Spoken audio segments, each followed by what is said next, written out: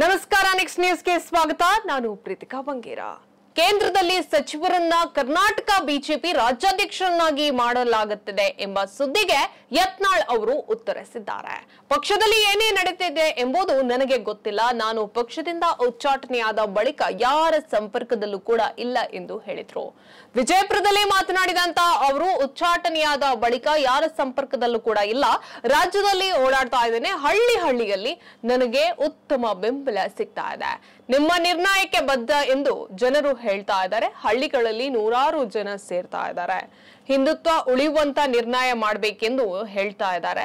3 ರಾಜಕೀಯ ಪಕ್ಷಗಳ ಮೇಲೆ ಜನರು ವಿಶ್ವಾಸವನ್ನ ಕಳೆದುಕೊಂಡಿದ್ದಾರೆ. ನಾನು ವಿಜಯದಶಮಿಯವರೆಗೂ ರಾಜ್ಯವನ್ನ ಸುತ್ತಾಡ್ತೇನೆ ಎಂದು ಹೇಳಿದ್ರು.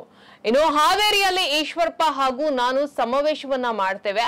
ಹಿಂದೂ ಯುವತಿಯರ ಮೇಲೆ ದೌರ್ಜನ್ಯ ಆಗ್ತಾ ಇದೆ. ಅತ್ಯಾಚಾರ, ಲವ್ ಜಿಹಾದ್ ಇವೆಲ್ಲವನ್ನ ಖಂಡಿಸಿ ಸಮಾವೇಶವನ್ನ ಮಾಡ್ತಾ ಇದ್ದೇವೆ.